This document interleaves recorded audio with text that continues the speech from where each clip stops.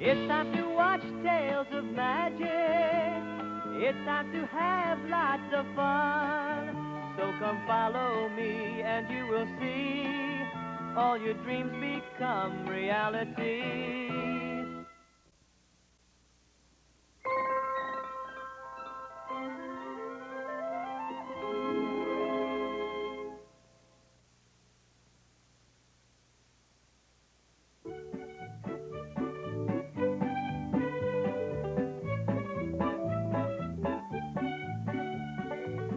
Once upon a time, there lived a very cute little girl. She could be seen every day playing in the woods and always wearing her bright red hooded coat. And that is how she got her name, Little Red Riding Hood. All of the little animals of the forest were her friends. Please, please, please. Please. Let's play. Let's play. Let's play. Oh, I'm sorry, but I promised Mama I'd take this basket of goodies straight to Grandma's house. Oh.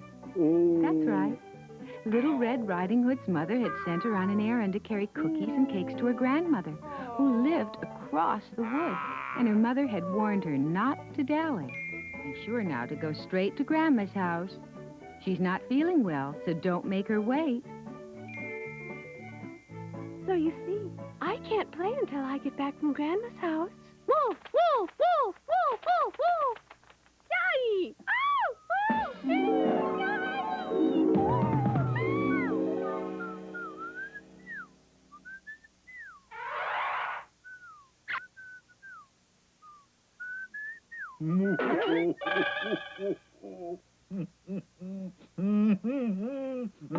Whoa! What do we have here? Looks delicious. Good afternoon. Little Red Riding Hood did not know how dangerous a wolf could be. She considered all of the animals of the forest to be her friends. My, what a delicious smell. What have you got in the basket, honey? It's cookies and other goodies for my Grandma, who lives down the lane. Cookies?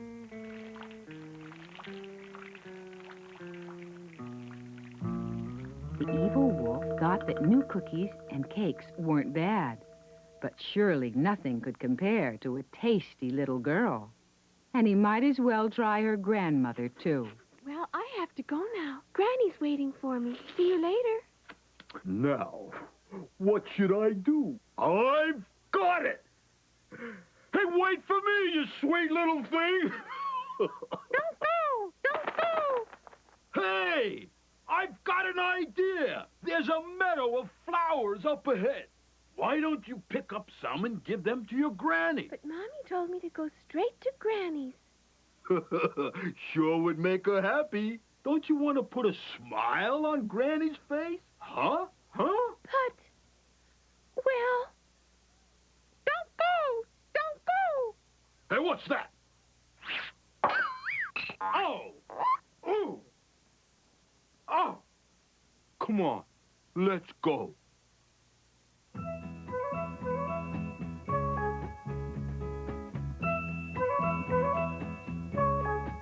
Oh, thank you. Oh, don't mention it. This should keep you, busy.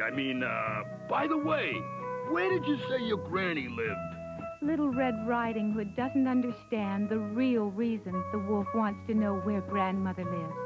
And she's innocently telling him exactly how to get there. She thought he seemed a strange and excitable wolf, but she went about busily picking flowers. Oh, poor grandmother.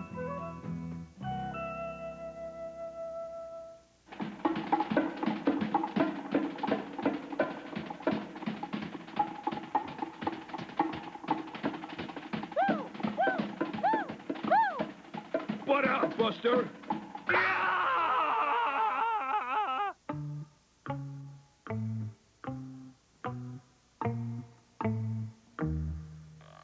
Oh, me, oh, my. I sure hope this is worth it. But how tasty can an old granny be?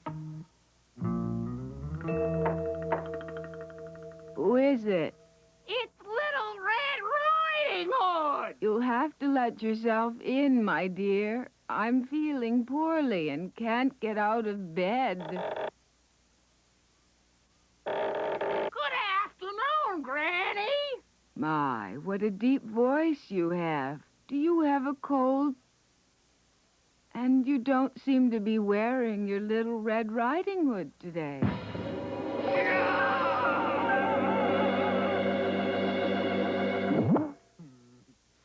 Delicious. Well, time to get prettied up. Not bad. Not bad at all.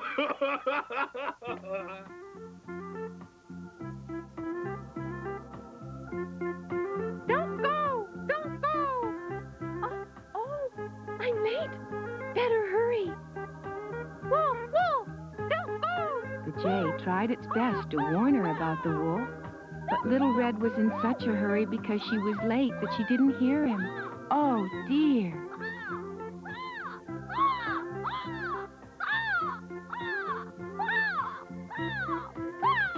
Finally, the jay gave up and flew away to seek help. Hurry, hurry, hurry, hurry! Oh, me! Oh, my! Hurry, hurry, hurry, The jay gathered all of Little Red Riding Hood's friends and raced off to try and save her. But will they be in time? Sounds like dessert's on the way. Okay. Granny, are you home? Is that you, dear? Granny, what a deep voice you have. Do you have a cold? A fever? Don't touch the forehead. Forehead, dear. Forehead? My, what big ears you have, Granny. All the better to hear your sweet voice, my dear. And what big teeth you have. All the better To eat you with, my dear. Help me! Please, help me, somebody! First your granny, and now it's your turn, my...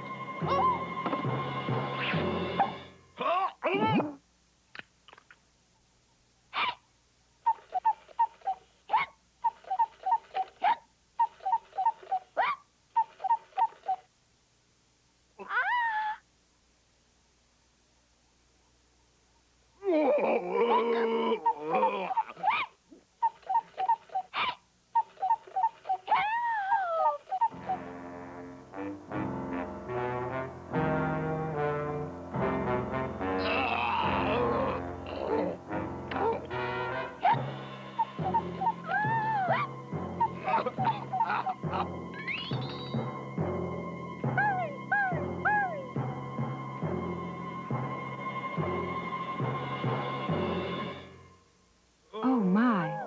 They were too late. Oh, how terrible.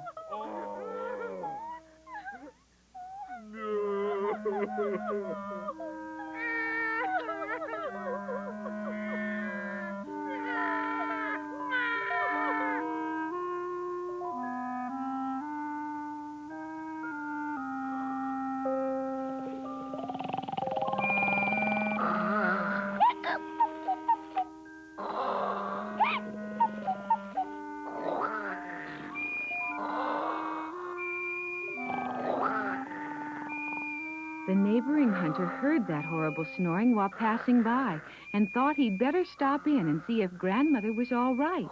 Thank goodness. Can you imagine his surprise?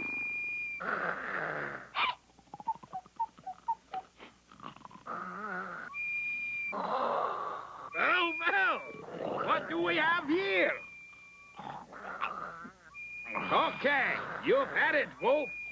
Watch out! Be careful! I don't want you guys to get hurt, too. Don't shoot! Don't shoot! Don't shoot! Don't shoot! No!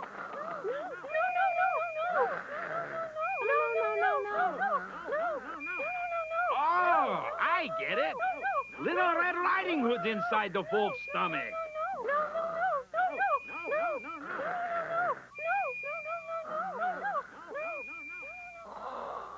That's right. Whew, just in time. If that hunter had shot the wolf, there'd be no way to save Little Red and her grandmother. Why, this must be heaven. And not only were Little Red Riding Hood and her grandmother saved, but the shock was so great the grandmother was even cured of her cold. Little Red Riding Hood vowed never again to disobey her mother's orders. But what about that mean old wolf? Well, would you look at that? I guess the little animals of the forest won't have to worry about that wolf sneaking up on them anymore, will they?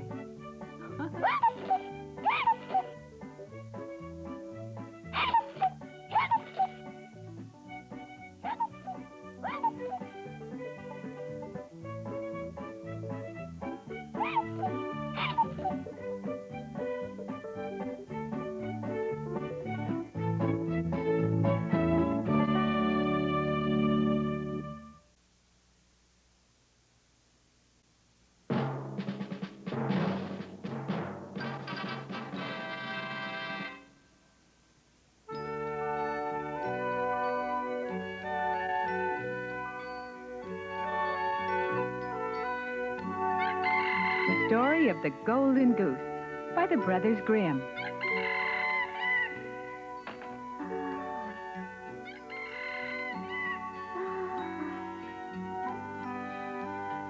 Once upon a time, there lived a young boy whose parents had cruelly named him Dummy.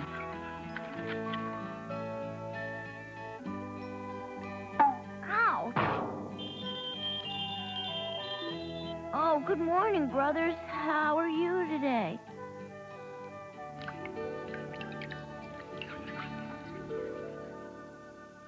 The two older brothers were much better workers and seemed a lot smarter than their good-natured brother. So they always received the best clothes and the tastiest food.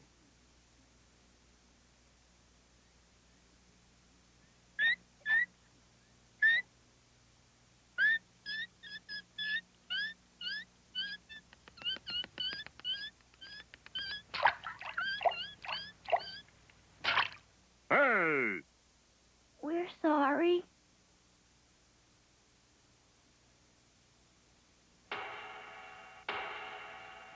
It all began early one morning when the oldest brother went into the forest to cut down some trees to use for lumber. Say, excuse me. Oh? Up here. Up here.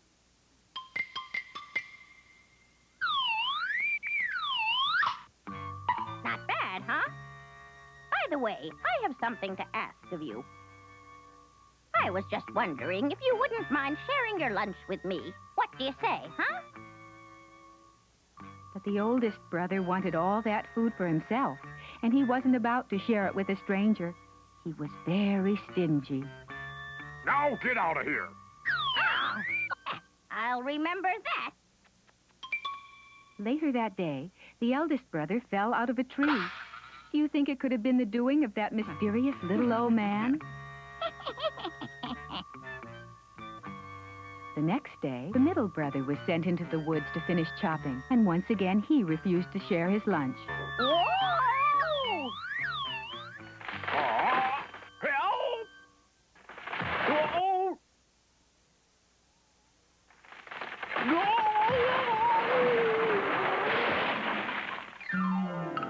Well, Dummy, you're the only one left. Do you think you can handle it? Yes, Father.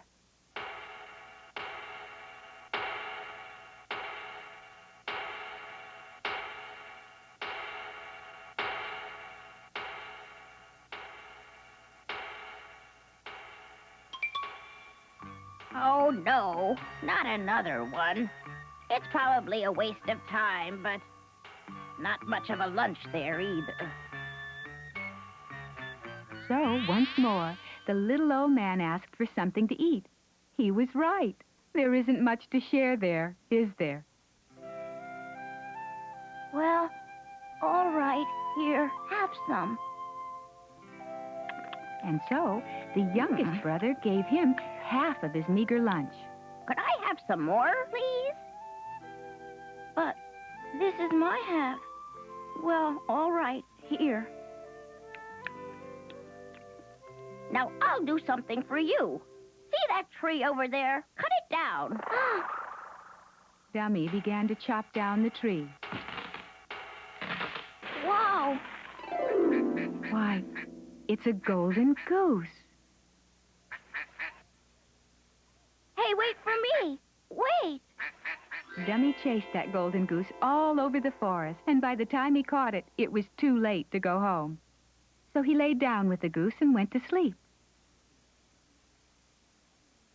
Uh-oh, that looks like a thief. I'll bet he's after the golden goose.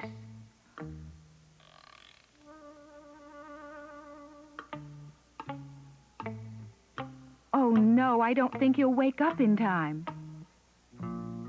Quiet! Quiet! Well, would you look at that?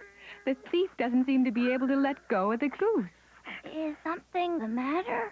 No, not really. It's just that I can't let go. And this is one of the king's men. He had been searching all over for the thief, and now he was stuck fast and couldn't get away. You're under arrest. But when the soldier tried to arrest the thief, he found that he was stuck fast, too.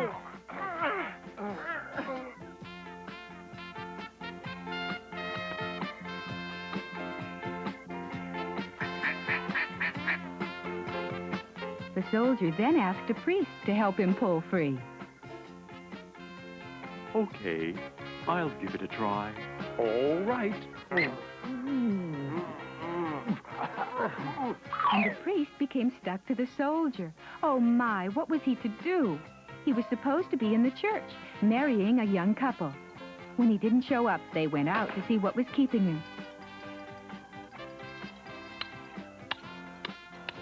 You can imagine their surprise when they saw the priest stuck to the soldier, who was stuck to the thief, who was stuck to the boy and his goose. Oh, no, don't touch him.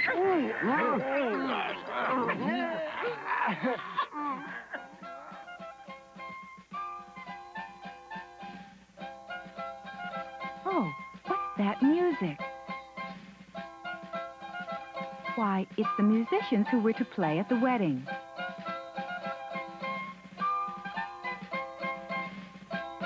Oh, no, not them too. Stop, stop. Oh, too late.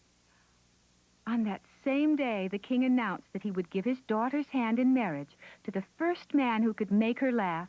It seems that his daughter, who was very beautiful, was much too serious, and she had not laughed even once in her whole life.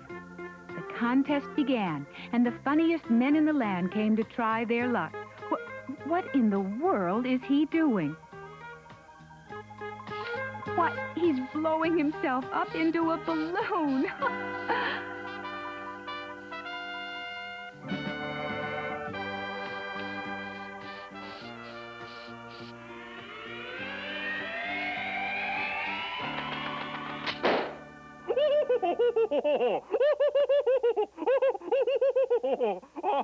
Huh?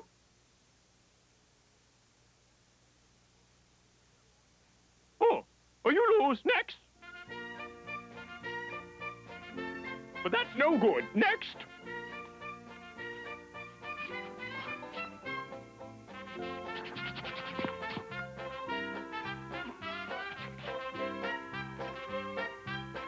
Next. Isn't there anyone who can make my daughter laugh?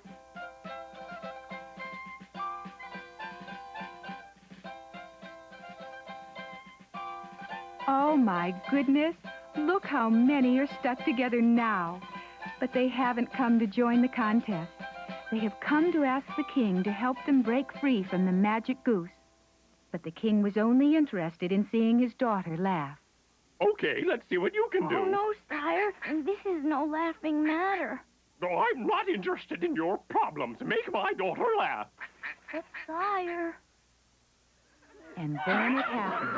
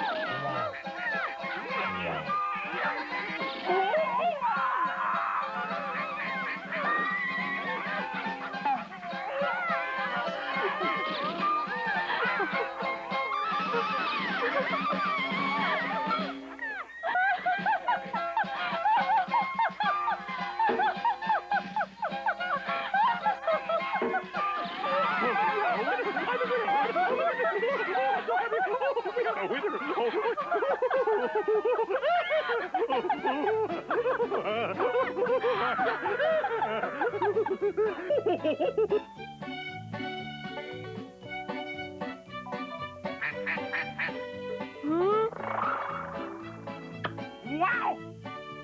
I'm free! We're As soon as the Golden Goose disappeared, everyone was set free.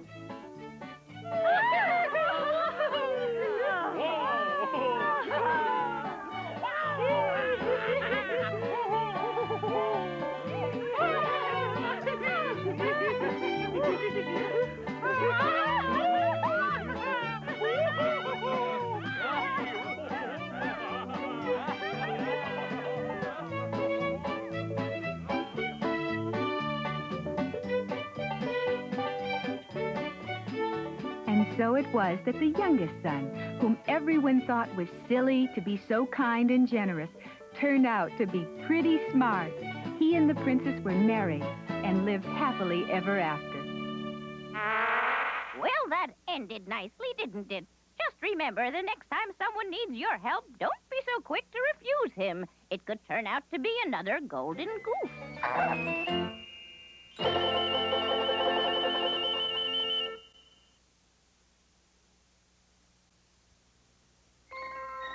The Big Dipper, a story from Old Russia by Leo Tolstoy. Perhaps the most famous constellation or group of stars in the heavens is a group of 7 brilliant, sparkling stars in the northern sky known as Ursa Major.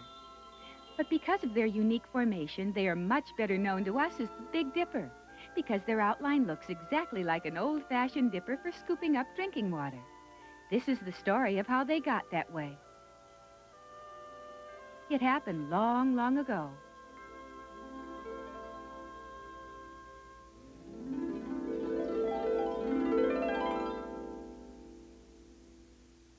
It was the year of the great drought, when little or no rain fell at all. The grain in the fields and the trees in the forest were dried out and brittle. Even the streams that crisscrossed the land had shrunk to little more than trickles, and the poor fish had nowhere to go. In the village, even the deepest well was almost dry. Without water, no living thing can survive, and it is every bit as important to us as the air we breathe. And this was the cruelest summer in history. The villagers had all but given up hope. On the outskirts of the village, a little girl lived alone with her very poor and very sick mother. The mother had fallen ill after the heat wave set in, and her faithful daughter had stayed by her side, nursing her as best she could. Water. Please, just a sip. Oh, Mother. The daughter had searched and searched, but nowhere could she find any water fit enough to drink. All there was left to do was to pray for a miracle, to pray for rain. Oh, please let there be rain. If I don't find water soon, my mother will surely die. Please, if only I could find water, I would promise anything. Oh, please, please, won't you help? The girl prayed and hoped with all her might, but she herself was so weak from thirst that she finally fell asleep at the window. It was almost midnight when she awoke to a wondrous thing. Ah! The night was alive with sparkling beads that transformed the village into a wonderland. They covered every tree and everything in sight. She looked more closely and realized it was the evening dew, cooler and richer than she had ever seen. Ah! It's the dew! Mother, the dew is everywhere. I'll gather enough for you to drink. The happy daughter grabbed a wooden dipper and quickly ran out to scoop up the evening dew to moisten her mother's thirsty lips. It had been such a long time since she had felt such joy. She could not wait to fill the dipper with the glistening beads of dew. But gathering up the precious dew was not as easy as she thought. It seemed to evaporate as fast as she scooped it up. But the little girl would not give up. She had promised her mother, and she could not disappoint her. So she spent the rest of the night running to and fro about the village, gathering up every drop of dew she could find.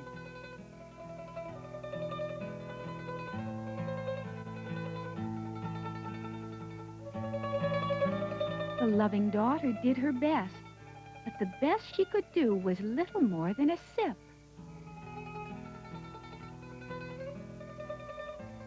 It seems so little. She had never felt so tired, but still she would not give up. She knew that the evening dew still glistened in the meadow, and perhaps it would be easier to gather. So once more she set out to collect the precious moisture. She vowed never to stop until she had filled her dipper and carried it to her mother's lips. Just a bit more, Mother, and I'll be home. The brave little girl pushed on and on, doing much more than could have been expected of her. But now she could go no further. She worked through the night, but still her dipper held little more than before. I can't stop now.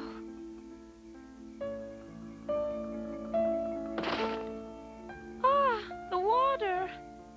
The sun will be up soon, and if I don't get some water back to Mother, I don't know what.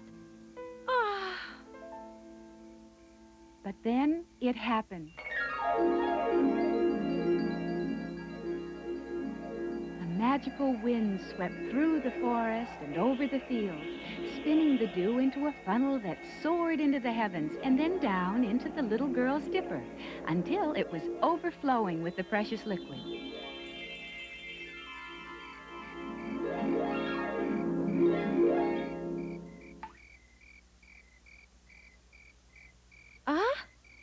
The dipper's full. It's full of cool, clear water. I'd better not have any of this. Mother may need it all to get well. It had been months since she'd seen so much water, but the kind little girl could only think of how happy this would make her mother, so she carefully started back to her home. Huh? It was an old hunting dog. It had been searching all night looking for water, but now it could go no further. It looks so sad.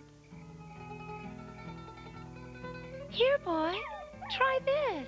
Even though her own throat was parched and dry, and her mother was waiting, the good little girl could not let the old dog go thirsty. And then another wonderful thing happened. The old wooden dipper was transformed into shining, sterling silver. But even this miracle did not make her forget how important that water inside was to her mother. So once more she set off for home.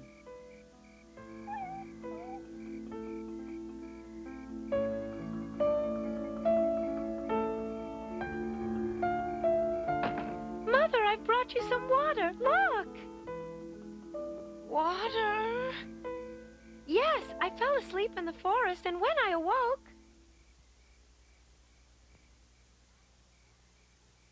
water. Can it really be water? Oh, how cool that water was to the mother's lips. But she took only a sip before offering some to her daughter. Thank you, dear. It was delicious. I've had enough for now, so why don't you take as much as you like? Oh, no, I don't need any, really. You still have a fever and need all the liquids you can drink. There's plenty of time for me to have some after you're well. As soon as she had finished, the silver dipper began to change into gold.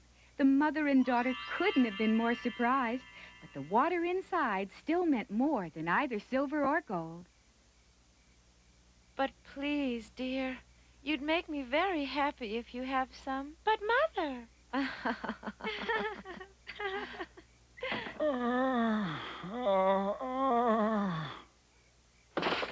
What is it? Water. Please spare some water. The little girl had never seen the old man before, but it was obvious he needed the water much more than she. Mother? Of course we'll share it with him. The stranger gulped the water down, and the little girl felt good to see how it restored him. And when he had finished, he set the Golden Dipper upon the old wooden floor. It was 7 sparkling diamonds.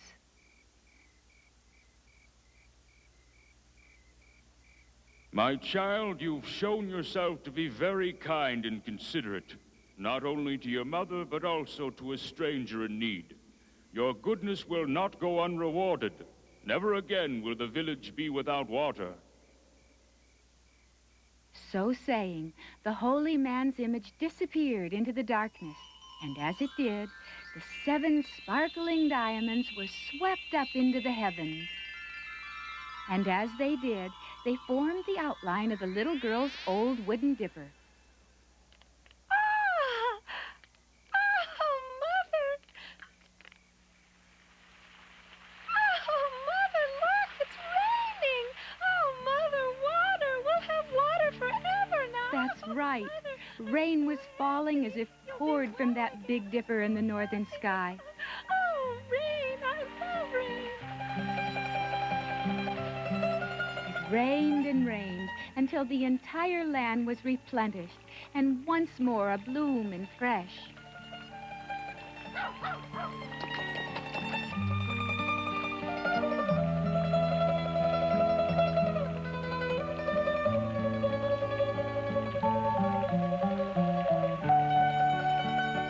And, as the holy man had promised, the village never again would suffer from drought.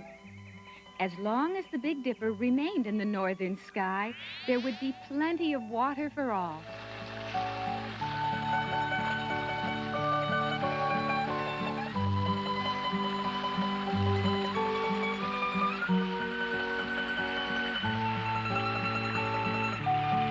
And so, when you look up at the stars at night, look for the Big Dipper.